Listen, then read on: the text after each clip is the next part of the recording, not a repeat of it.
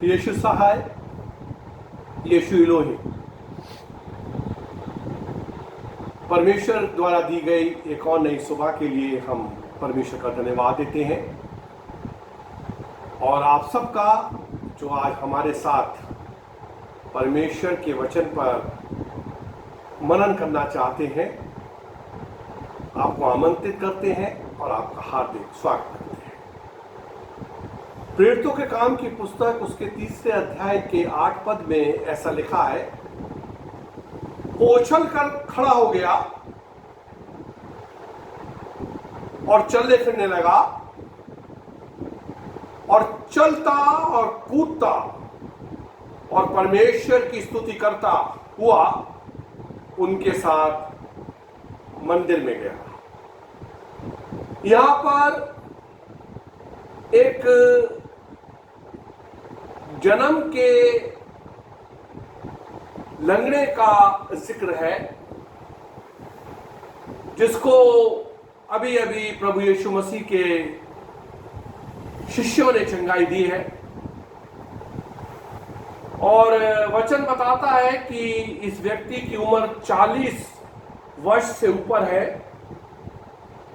और जहां तक हमने इस पूरे पैसेज को पढ़ के समझा, हमने ये जाना कि ये दोनों पैरों से लंगड़ा है। तो बड़ा रोमांचकारी वर्णन है। आइए हम इस वर्णन को पढ़ें और देखें। और मैं चाहूंगा कि रक्षा पढ़े प्रेरितों के काम 3 अध्याय पहले पद से। पतरस और यूहन्ना तीसरे पहर प्रार्थना के समय मंदिर में जा रहे थे। पतरस और यूहन्ना के बारे में लिखा है कि वो तीसरे पहर की प्रार्थना के लिए मंदिर में जा रहे थे।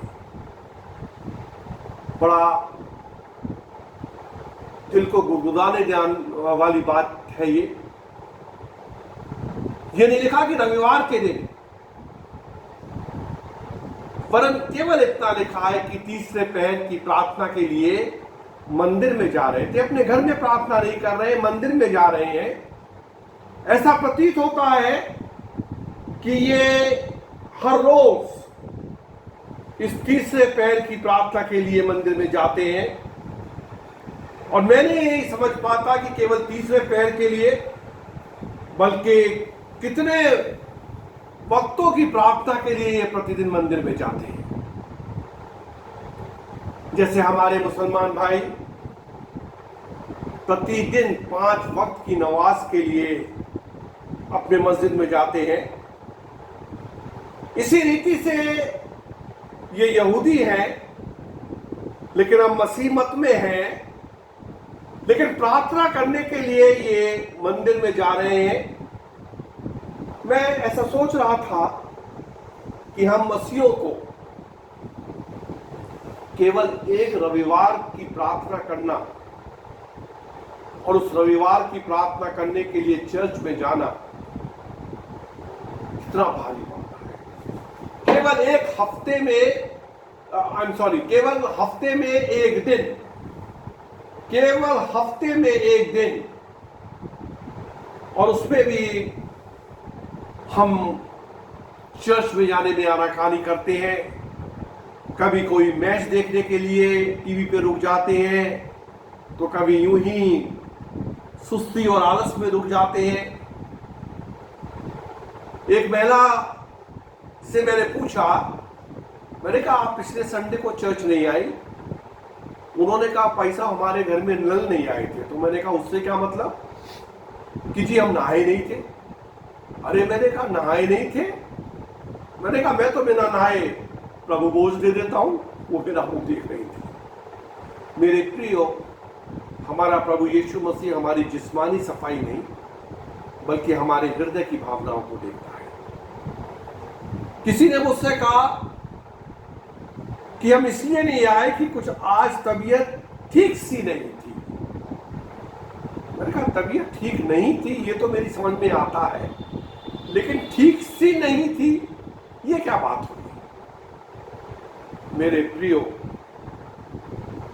वो मुबारक है वो लोग जो बड़ी आस्था और बड़े विश्वास के साथ परमेश्वर के भवन में उपस्थित हुआ करते हैं, लगातार उपस्थित हुआ करते हैं। जैसा भजनकार कहता है कि जब लोगों ने मुझसे कहा कि आओ हम यहोवा के भवन में चले तो मैं आनंदित हुआ। ये खुशी की बात है। यहाँ पे शिष्य तीसरे पहर की प्रार्थना के लिए जा रहे हैं और हर पहर और जाने कितने दिन में कितनी बार ये प्रार्थना के लिए जाते हैं। खैर, प्रभु आपको ये प्रेरणा दे कि आप परमेश्वर के मंदिर में जाने से ना रुकें और हफ्ते में एक दिन आपको जाना है, उसमें जरूर जाएं। आगे पढ़िए। और लोग हाँ, एक जन्म के लंगड़े को ला रहे थे। और लोग एक जन्म के लंगड़े को ला रहे थे। बड़ा अच्छा वर्णन है यहाँ कि ये शिष्य लोग जा रहे थे और लोग एक जन्म के लंगड़े को ला रहे थे। ये जा रहे थे, वो ला रहे थे। जन्म के लंगड़े को ला रहे थे का मतलब यही है, जैसा मैंने आपको बताया कि ये दोनों पैरों से लाचार है और इसीलिए कुछ लोग, चाहे वो उसके परिवार के हों, चाहे इसके मिलने वाले हों, उसका एक हाथ इस कंधे पे डाल के और दूसरा हाथ इस कंधे पे डालकर उसकी मदद करते हैं और इसको लेकर आते हैं जिसको वे प्रतिदिन मंदिर के उस द्वार पर जो सुंदर कहलाता है बैठा देते थे। ये इसको कहीं और नहीं ले जाते हैं, लेकिन मंदिर का जो एक फाटक है उसका नाम बताया है, सुंदर फाटक, उसके द्वार पर बिठा देते थे। इसलिए कि वे मंदिर में जाने वालों से भीख मांगे। कि वो मंदिर में जाने वालों से भीख मांगे। आपने अक्सर देखा होगा कि मंदिरों के बाहर कोढ़ी, अंधों, अपाहिजों की भीड़ लगी रहती है, क्योंकि वो ये मानते हैं कि जो लोग ईश्वर के मंदिर में आ रहे हैं वो अवश्य द्रवित होकर हमको भी कुछ दे के जाएंगे। दिल्ली में मेरे को अवसर मिला, वहाँ फ्री चर्च है पार्लियामेंट स्ट्रीट पे CNI का, और जब मैं अपने बेटे के साथ उस मंदिर में गया तो मैंने मंदिर के बाहर ही बहुत सारे कोढ़ियों को, अंधों को, लाचारों को लाइन में बैठे हुए भीख मांगते हुए देखा।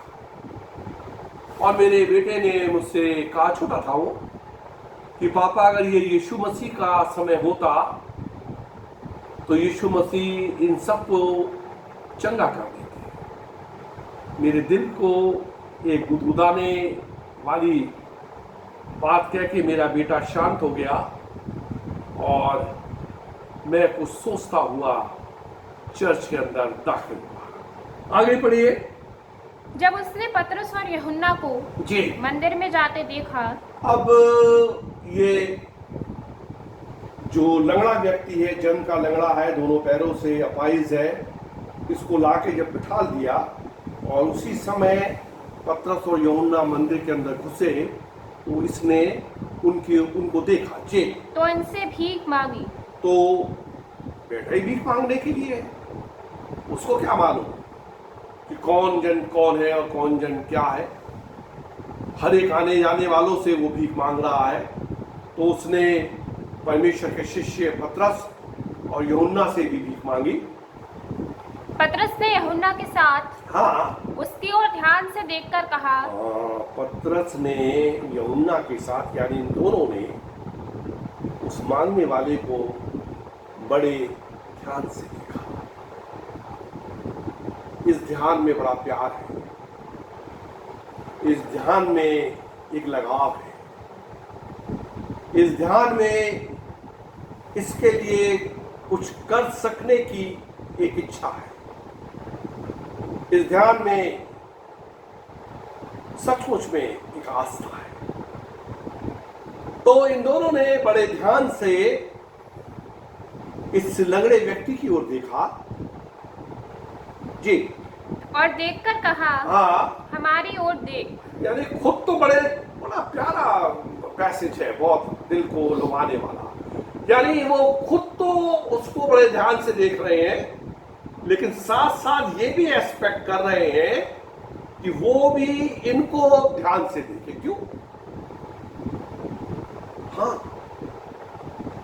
वो ये कह रहे हैं कि हमारी ओर क्या कर, ध्यान से देख। तू गलत दरवाजा खटखटा रहा है, तू हमसे पैसे मांग रहा है।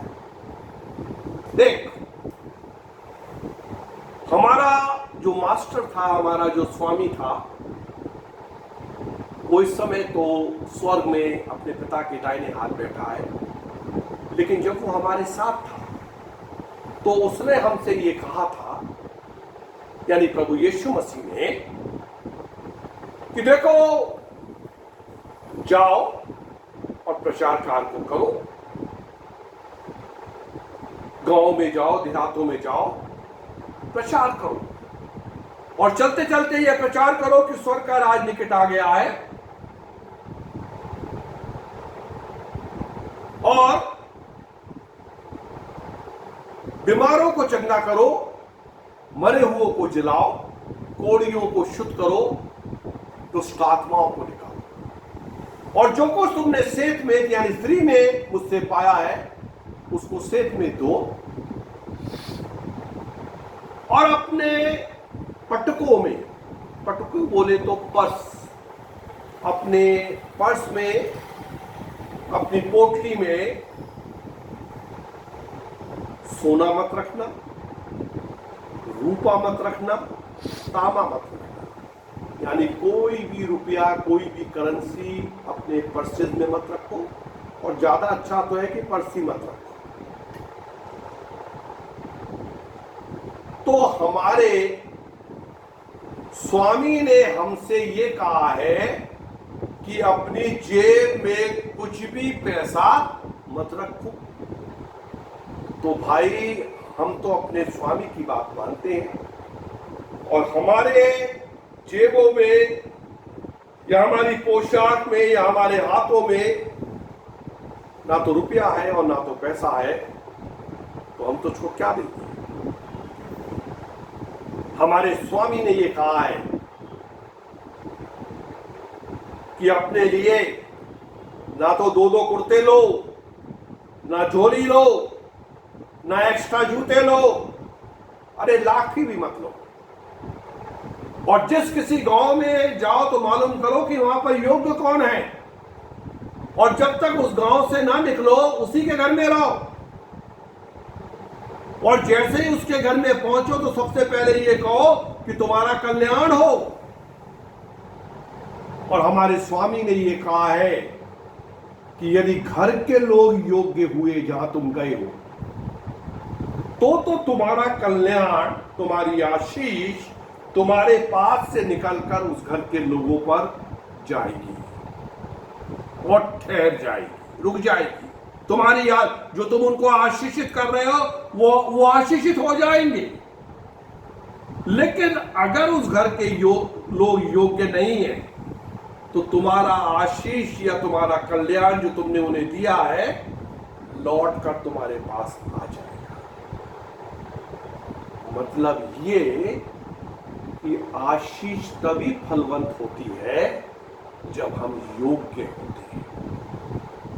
किसी भी पादरी साहब से, किसी भी बिशप साहब से, किसी भी मॉडरेटर साहब से, किसी भी बड़े से बड़े परमेश्वर के सेवक से अपने सर के ऊपर हाथ रख के प्रार्थना करा के, अगर ये तुम सोचो कि तुम आशीषित हो गए, ये तुम्हारी भूल है।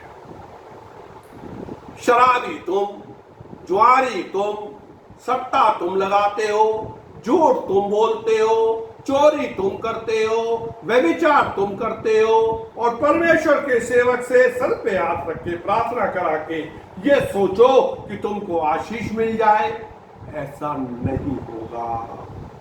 कतई भी नहीं होगा। हम जब छोटे छोटे से थे, एक CMS चर्च होता था झांसी में, हम उस चर्च के अंदर आराधना करने जाते थे अपने माता पिता के साथ। हम भी पादरी हैं, हम तो चर्च के बाहर अपनी कलीसिया से हाथ मिलाने के लिए दरवाजे पे आके खड़े होते हैं, लेकिन वहां के पादरी साहब जी ऐसा नहीं करते थे।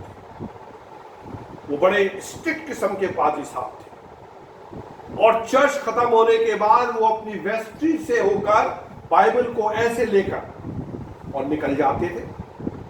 और चर्च के कैंपस में ही उनका बंगला था, और वो जाकर वहां पर उनके बरामदे में एक इजी चेयर पड़ी होती थी, और उसके ऊपर वो जाके बैठ जाते थे, और उनका सर्वेंट उनको एक चाय की प्याली देता था, और वो चाय पीते थे। और हम उनके घर के बाहर चिट टंगी हुई थी, और उसमें से हम लोग देखते रहते थे कि अरे भाई साहब चाय पी रहे हैं, और किसी की हिम्मत नहीं थी कि पादरी साहब से जाके मिल ले। और किसी खास अवसर पर अगर उन पादरी साहब ने किसी से हाथ मिला लिया तो समझो कि वो मुबारक हो गया। हम भी ये सोचते हैं कि ये पादरी साहब बाहर से आए और हम इनसे प्रार्थना करा लें और हम आशीष को पा जाए। और अगर कोई गोरी चमड़ी वाला पादरी साहब बाहर से आ जाए तो हमारी कोशिश ये होती है कि बस अगर इसने हमारे सर के ऊपर हाथ रख दिया या इससे हमारा हाथ मिल गया तो मानो हमारा हाथ प्रभु यीशु मसीह से मिल गया। ना मेरे अजीजों, आशीष तभी आएगी जब आप योग्य होंगे। तो इन लोगों ने, पतरस और यूहन्ना ने ये कहा कि हमारे स्वामी ने हमसे मना किया है कि हमें कोई रुपया पैसा अपने पास नहीं रखना है, क्योंकि जिस घर में हम जा रहे हैं ये उस घर की जिम्मेदारी है कि नहाने के लिए हमें साबुन दे, गीले बदन को पोंछने के लिए तौलिया दे, और हमारे को सिर पे लगाने के लिए तेल भी वही दे, क्योंकि हमारे स्वामी ने कहा है कि मजदूर को उसकी मजदूरी मिलनी चाहिए, वो उसका हकदार है। इसलिए हमारे पास तो कुछ भी नहीं, तो हम तुझको रुपया या पैसा कहां से दें। इस बात के लिए जरा हमारी ओर ध्यान से, क्यों? क्योंकि हमारे पास तो रुपए पैसे धन संपत्ति के नाम पे इल्ले कुछ नहीं है। हाँ, हम कंगाल हैं, हमारी जेबें खाली हैं, लेकिन अपनी प्रार्थनाओं से हम लोगों को धनी बना देती है। संत पौलुस ऐसे कहते हैं कि हम बेशक कंगाल हैं, लेकिन बहुतों को धनी बना देते हैं। हमारा प्रभु यीशु मसीह भी हमारे लिए कंगाल बन गया ताकि हम धनी बन जाए। हाँ, हमसे बड़ा धनवान कौन है? हमसे बड़ा धनवान कौन है? जिसके पास सबसे बड़ी चीज उद्धार हो, जिसके पास परमेश्वर की राज की सदस्यता। बहुत सारी अनजाति के लोग हमारे चर्च के अंदर आते हैं, उनकी वो अपनी बीमारियों के लिए प्रार्थना करते हैं, चंगे होते हैं, दुष्ट आत्माएं निकलती हैं, फड़फड़ाती हुई भागती है, बिल्कुल धड़धड़ाती हुई निकलती है। लेकिन मैं उन सबसे यही कहता हूं कि ना तो रुपये के लिए और ना तो चंगाई के लिए यीशु मसीह के पास आओ। मैं ये नहीं कह रहा कि वो देता नहीं, देता है, अपरंपार देता है, बहुतायत से देता है, लेकिन रुपया, धन, संपत्ति और चंगाई से बढ़कर जो वो देता है वो और कोई नहीं दे सकता, और वो है उद्धार, और वो है हमारे पापों की क्षमा। तुम विभिन्न संप्रदाय से आए हो, बहुत सारे देवी देवताओं के पूजक हो, लेकिन पापों की क्षमा हमारा प्रभु यीशु मसीह दे सकता है। एक लड़की मेरे पास आई और आती है, अभी भी चर्च में प्रार्थना भी करती है, प्रभु में बढ़ रही है। और वो दिल्ली में अपने किसी मुंह बोले भाई को देखकर आई, जो मसीह विश्वास के अंदर वो जना गया। और जब वो मसीह विश्वास में आया तो प्रभु ने उसको आशीषित किया धन से। उसका 1 मंजिला मकान बना, 2 मंजिला बना, शायद 3 मंजिला बन गया। और वो इस बात से बड़ी आकर्षित हुई, वो लड़की जो मेरे पास आती है, महिला। मैंने उसको बड़े प्यार से ये समझाया कि तेरे भाई को प्रभु ने 3 मंजिला मकान दिया और तूने अपनी आंखों से देखा, लेकिन इसका मतलब ये नहीं कि प्रभु तुझको भी 3 मंजिला मकान देने वाला है। प्रभु तुझको उससे बढ़कर पापों की क्षमा दे रहा है, उद्धार दे रहा है और तेरे प्राणों को नरक में जाने से बचा दे रहा है। इससे बढ़कर धन और कोई नहीं है। तो इस धन से हम धनी हैं और ये हमारी संपत्ति है और यही हमारी संपदा है और यही हमारे लिए सब कुछ है। और जब ये है तो हमारे पास एक अभूतपूर्व आनंद है, वो आनंद जो कोई भी हमसे छीन नहीं सकता। हमसे बड़ा आनंदित कौन है? क्योंकि जब भी हम अपने होश में आते हैं या सो के उठते हैं तो एक आश्वासन हमारे पास है कि हम उद्धार पाए हुए लोग हैं। और यदि आज हम मरते हैं तो हम बाबा अब्राहम की गोद में जाने वाले हैं। और यदि आज हमारा प्रभु यीशु मसीह आता है तो हम उसके साथ बादलों पे उठाए जाने वाले हैं। Hallelujah, hallelujah, hallelujah. तो पतरस और यूहन्ना भी इस लंगड़े भिखारी से ये कह रहे हैं कि हमारी ओर ध्यान से देख, हमारे पास तो कुछ भी नहीं है तुझे देने के लिए। आगे पढ़िए। अतः वह उनसे हाँ। कुछ पाने की आशा रखते हुए हाँ। उनकी ओर ताकने लगा। जब उनने कहा ध्यान से देख, हमारी ओर ध्यान से देख, तो लंगड़े भिखारी को और भी आशा बन गई। तो वो बहुत ध्यान से देखने लगा कि ये दाहिने हाथ से मुझे देंगे या बाएं हाथ से देंगे, ऊपर की जेब से निकालेंगे या नीचे की जेब से निकालेंगे, इनका हाथ दाहिनी ओर जाएगा या बाईनी ओर जाएगा, ये मुझको क्या देंगे? क्या ये कह रहे हैं कि हमारी ओर ध्यान से देखो, तो पता नहीं ये क्या देने वाले हैं। हो मुझे तो 1 रुपया 2 रुपया मिलता है, शायद ये 10 रुपए देने वाले हैं, या हो सकता है ये 20 रुपए दे दे। बल्ले बल्ले बल्ले बल्ले, ये कह रहे हैं हमारी ओर ध्यान से देख। हम तो वो और भी उसके मन के अंदर जागृत हुई आशा, कुछ पाने की आशा, कुछ लेने की आशा, और वो और भी आशा भरी दृष्टि से इन दोनों परमेश्वर के सेवकों की ओर देखने लगा। जी। तब पतरस ने कहा, हाँ जी, चांदी और सोना तो मेरे पास है नहीं। अब पतरस ने इस भिखारी से बड़ी ही दिल टूटने वाली बात कही। कहा तो ये उम्मीद कर रहा था कि आप 10 रुपए का नोट मिलेगा, 20 रुपए का नोट मिलेगा। हाँ जी, अब 1 रुपए से 2 रुपए से क्या होता है ना? अब तो किसी को दो भी तो कुछ ऐसा तो दो, कुछ रेस्पेक्टेबल अमाउंट तो दो कि उसको लगे कि हाँ कम से कम इसके अंदर मेरे लिए एक समोसा और एक चाय तो आ जाए, है ना? तो इसने बड़ी आशा बना ली कि मुझे पता नहीं क्या मिलने वाला है। लेकिन जब पतरस ने ये कहा कि भैया मेरे पास तो कुछ भी नहीं है, मेरे पास कुछ नहीं है, ना तो मेरे पास सोना है तुझे दे दूं, ना तो मेरे पास चांदी है तुझे दे दूं, क्योंकि मेरे स्वामी ने ये कहा है कि अपने पटकों में ना सोना रखना, ना रूपा रखना, और ना उसके अंदर तांबा रखना, कुछ भी मत रखना, खाली हाथ जाना, खाली हाथ लौट के आ जाना। जो तुम्हें ग्रहण करे वो मुझे ग्रहण करता है, जो मुझे ग्रहण करता है वो मेरे भेजने वाले को ग्रहण करता है। जो तुम्हारी नहीं सुने, जो तुम्हें ग्रहण नहीं करे, तो उनके घर के बाहर निकलते समय या उनके गांव की दहलीज पे जाते समय अपने दोनों जूतों को उतारना और उनके सामने ऐसे करके झाड़ देना कि अगर गलती से तुम्हारे घर की या तुम्हारे गांव की धूल भी हमारे जूतों पे चिपक गई है तो हम तुम्हारे सामने झाड़ देते हैं। क्यों?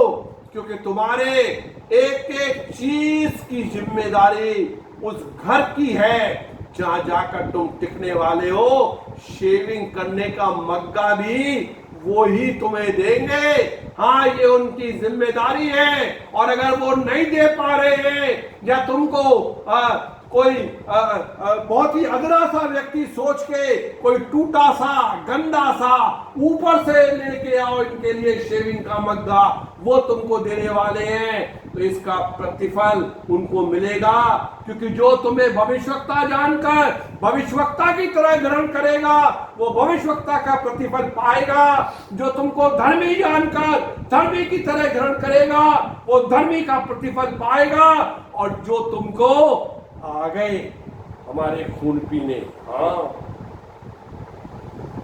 दरवाजे की घंटी बजी, देखो बेटा कौन है। पापा ऐसे कोई पादरी साहब से लग रहे हैं, काला सा बैग टांगे, ओ मना कर दो। नहीं है। जो तुमको बवाल समझ के बवाल की तरह ग्रहण करेगा वो बवाल का प्रतिफल पाएगा। तुम्हें ग्रहण करने वाले की जिम्मेदारी है कि तुम्हें सब कुछ दे। तो पतरस कह रहे हैं कि सोना और चांदी तो मेरे पास है नहीं, परंतु जो मेरे पास है, लेकिन जो मेरे पास है, मेरे पास कुछ तो है, मेरे पास कुछ तो है, बल्कि मैं तो ये कहूंगा कि उसके पास सब कुछ है। जो ये कहता है कि जो कुछ मेरे पास है उसके पास सब कुछ है, क्योंकि वो संतुष्ट है। जो कुछ कहने वाला सब कुछ रखने वाला व्यक्ति है। क्यों? क्योंकि वास्तव में उसके पास सब कुछ है।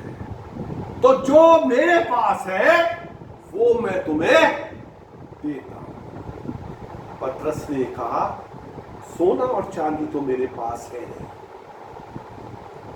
लेकिन जो मेरे पास है वो मैं तुम्हें देता हूं। जी, यीशु मसीह नासरी के नाम से मेरे पास क्या है?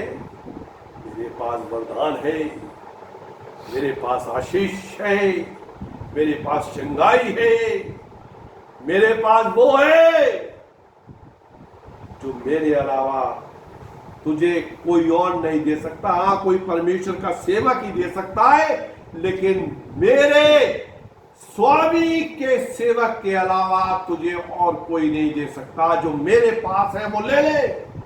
और मेरे पास वो चीज है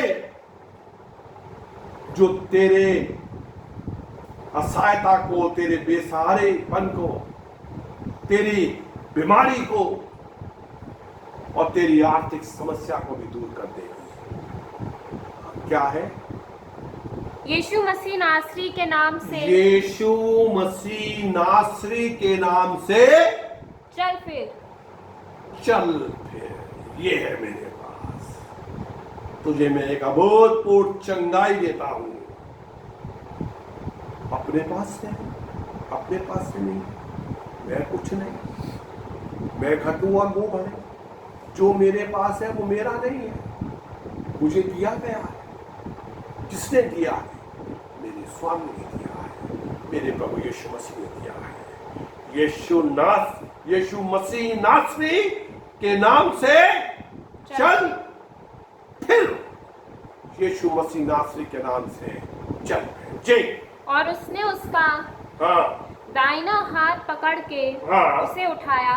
उसने उसका उस लंगड़े भिखारी का, किसने?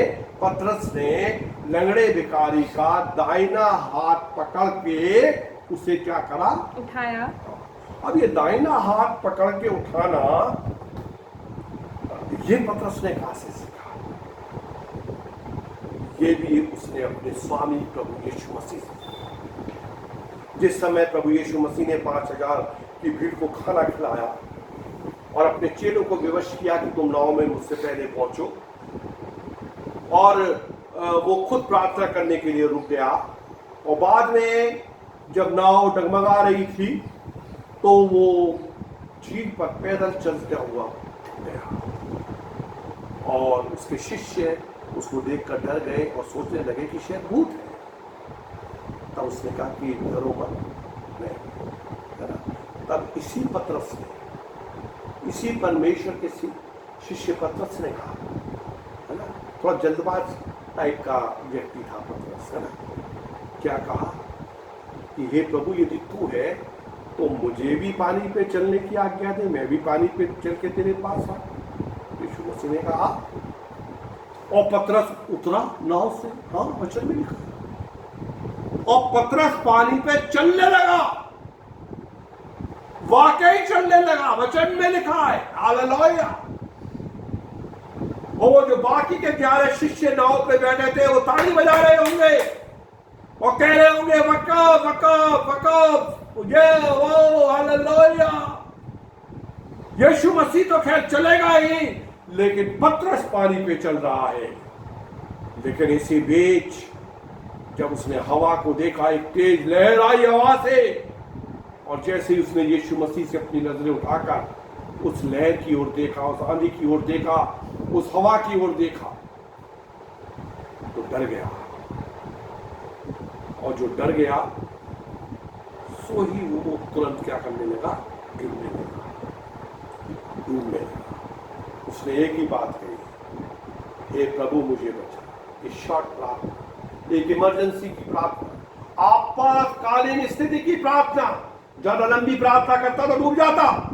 हे प्रभु देख, मैं तो सब कुछ छोड़ के तेरे पीछे आया हूं, मालूम पड़ा इतने में आ गया पानी उसके यहां तक, घुटने तक, और देख प्रभु यीशु मसीह पानी आ गया कमर तक, और देख प्रभु यीशु मसीह मैं तेरा सेवक हूं, पानी आ गया छाती तक। थोड़ी और लंबी प्रार्थना की होती, चला गया होता पानी के अंदर। नहीं, आपातकालीन प्रार्थना, स्थिति के अनुसार प्रार्थना। हे प्रभु मुझे बचा। यीशु मसीह ने खट अपना हाथ बढ़ाया और उसका हाथ थाम लिया और कहा कि हे अल्पविश्वासी, तूने क्यों संदेह किया। जैसे यीशु मसीह ने हाथ थाम के उसको बचाया, और उसी थमे हुए हाथों से यीशु मसीह ने ये संदेश उस तक दे दिया कि देख बेटा, जैसे मैंने तेरा हाथ थामा है, मेरे स्वर्गारोहण के बाद तू भी आवश्यकता में पड़े हुए बेसारा आशाओं का हाथ इसी रीति से थाम लेना। तो पतरस ने उस लंगड़े भिखारी के दाहिने हाथ को पकड़ के उसे उठाया, और उसको क्या कर दिया, उठाया, और तुरंत उसके पांव, और देखिए सुनिए वचन को ध्यान से, और जैसे ही उठाया लंगड़े भिखारी के, तुरंत लिखा है उसके पांव और टखनों में, पांवों लिखा है, पांवों और टखनों में। हाँ, यानी प्लूरल है, यहाँ पे ये नहीं लिखा पांव में और टखने में। इसलिए मैं कह रहा हूं कि ये दोनों पैर से अपाहिज है। उसके पांव में और टखनों में, यानी दोनों पैरों में और दोनों टखनों में क्या आ गया, बल आ गया। जे वह उछलकर खड़ा हो गया। Hallelujah, glory glory glory glory glory glory. धन्यवाद प्रभु यीशु मसीह।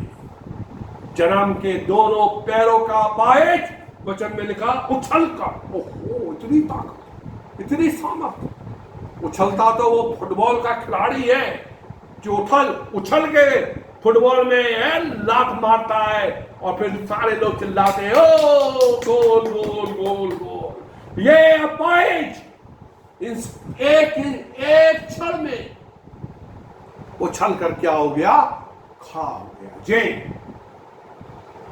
उछलकर खड़ा हो गया और चलने फिरने लगा। प्रभु आपकी स्तुति हो, आपका धन्यवाद हो। उछल के खड़ा हुआ और चलने फिरने लगा। जे और चलता और कूदता, और देखो चलता हुआ और कूदता, ही jumping. Hallelujah, jumping with the joy. और ये उछल रहा है उत्साह के अंदर, ये उछल रहा है खुशी के अंदर, ये उछल रहा है धन्यवाद के अंदर। ओ जो मुझे अब तक नहीं मिला वो मुझे अब मिल गया।